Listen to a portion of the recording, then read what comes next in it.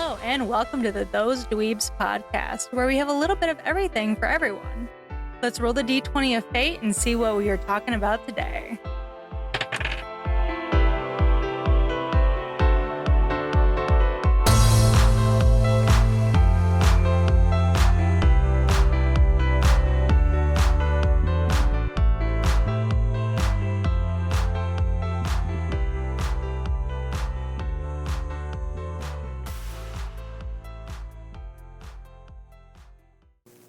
Hello, everyone, and welcome back to the podcast, or welcome to the podcast.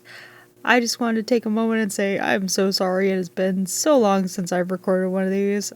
I did not mean to be gone as long as I had, but life got busy. We also finally started switching computers over, and I was able to actually start doing this again, which also means that at some point our investigation videos from last year will get edited and be able to be shown to the world. So, small victories, even though life is chaotic.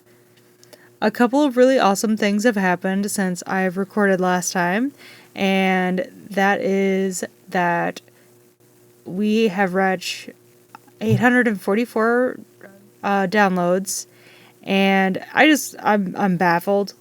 Thank you all so much for your support on the podcast. It means the world to us. And I'm blown away. I'm absolutely humbled. I never expected to see numbers like this before. So that's the first thing. And then the next big thing is that we were able to get the opportunity to go on a fellow podcaster's channel and do an interview with them. And that's over on Creepy Confidential's podcast. And it was honestly just so much fun to just sit back, relax, hang out, and just talk about, paranormal and aliens and cryptids and all that fun stuff. If you haven't gone and checked out their channel before, I absolutely highly suggest it, because she is amazing and so knowledgeable. But yeah, I am so excited now that those are all out of the way, because today we are going to be diving deep into the vibrant and storied history of St. Patrick's Day, a day celebrated by millions around the globe, filled with rich traditions, cultural pride, and of course, a bit of luck. So go grab your green attire and let's get started. Who was St. Patrick?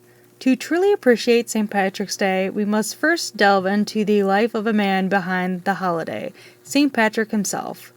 Born around 385 AD in Roman Britain, likely in what is now England or Wales, his early life was far from extraordinary.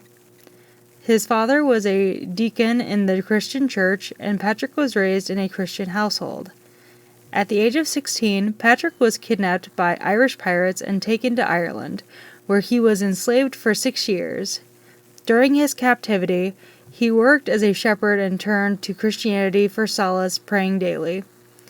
In his writings, particularly in the Confessio, again, I'm sorry if I mispronounce anything, but I am trying my best, Patrick described his escape.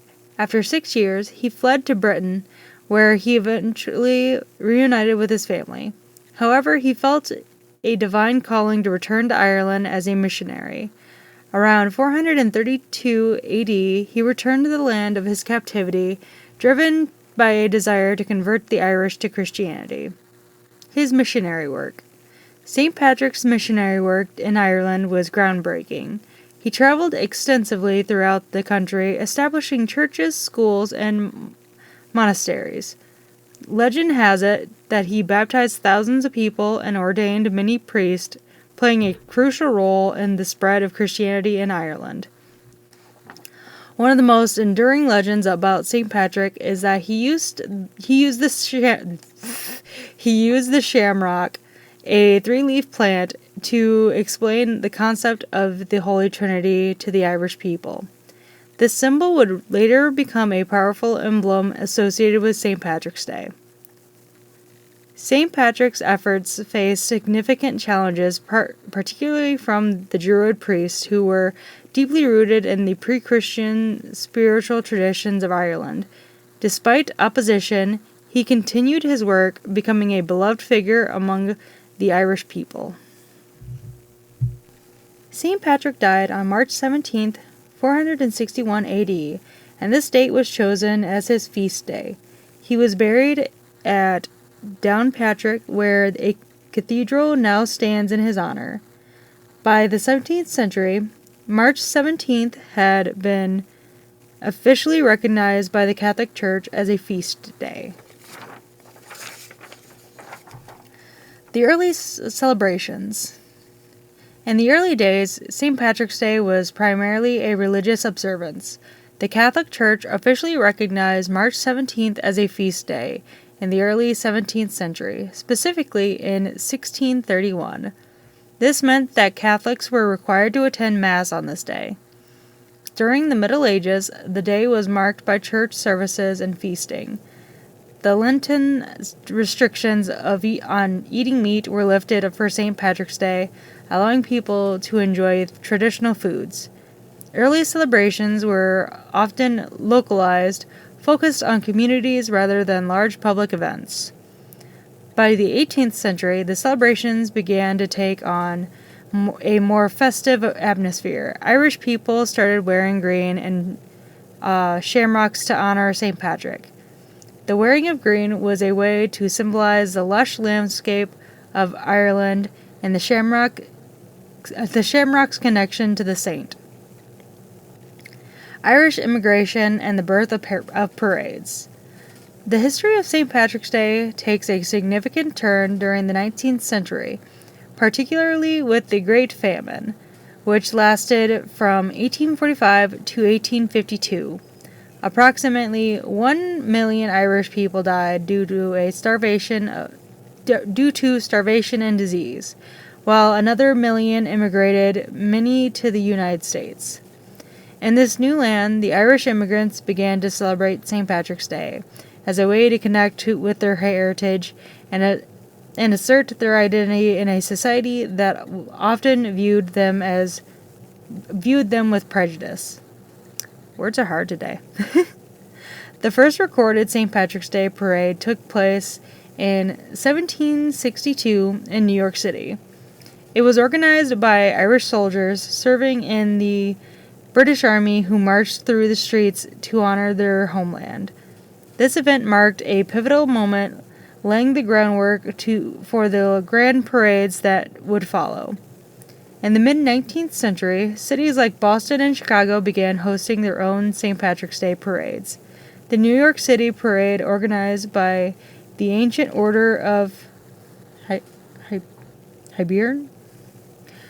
Hibernians? I think. In 1848, has grown to be one of the largest in the world, featuring thousands of participants and attracting millions of spectators each year. In Chicago, the city's first St. Patrick's Day parade was held in 1843, and the dyeing of the Chicago River green began in 1962, using a non-toxic dye that turns the water a vibrant green for the celebration. This quirky tradition has become a symbol of the city's festivities and draws visitors from around the world. See, I've heard of the Chicago one, and I did not know at the time that they use non-toxic dye. I'm so glad that they use non-toxic dye. I can't say it's always been like that, but I didn't know about the New York one, so that's actually really wild that it features over 1,000 participants. That's wild as hell. Let's see. On to the next part. Modern celebrations and global influence. As we moved into the 20th century, St. Patrick's Day evolved into a largely secular celebration, especially in the United States. While it still holds religious significance for many, the day is now characterized by exuberant parties, parades, and the wearing of green. The tradition of dyeing rivers green has spread beyond Chicago, Other cities, including San Antonio and Pittsburgh, have adopted similar practices. In Dublin, St. Patrick's Day was once a quiet religious occasion, but in recent decades, it has transformed into a massive celebration featuring a multi-day festival including parades, music, and cultural events. The Irish government began promoting St. Patrick's Day as a way to showcase Irish culture globally, especially since the 1990s. The government has invested in festivities that celebrate Irish heritage, attracting tourists and the Irish diaspora. Again, if I mispronounce any of these, I'm so sorry. To the homeland for the holiday. Cities around the world now host their own St. Patrick's Day celebrations. Major cities like London, New York, Boston, and Sydney embrace the holiday with parades, festivals, and Irish-themed events showcasing the widespread appeal of Irish culture. That's so cool that I kind of just got, adopted by so many different, countries and cities. That's just wild and amazing. We need more of that. Honestly, that would be amazing. Cultural significance and modern traditions. Today, St. Patrick's Day serves as an opportunity to embrace Irish culture and heritage. Traditional foods such as corned beef and cabbage have become staples of the celebration, particularly in the United States. However, these dishes are less common in Ireland itself, where lamb and bacon are often preferred. The color green has become synonymous with the holiday. The association with the color has evolved to represent the Irish nationalist movement, especially during the 19th and 20th centuries. Interestingly, the holiday has sparked debates about cultural appropriation and the commercialization of Irish identity. Some critics argue that the celebrations, particularly in the United States, often stray too far from their roots. This has prompted many to reflect on the true meaning of the holiday and how best to honor Irish culture while enjoying the festivities. Global perspectives on St. Patrick's Day. It's worth noting that St. Patrick's Day celebrations vary significantly around the world. In Ireland, the day is a public holiday, with many people taking the day off work. Parades and festivals are organized, but the emphasis is also placed on religious observances. In Canada, St. Patrick's Day is also celebrated with parades and Irish-themed events, particularly in cities like Montreal and Toronto. Interestingly, Newfoundland and Labrador hold unique celebrations of the day, which include Irish and Newfoundland traditions.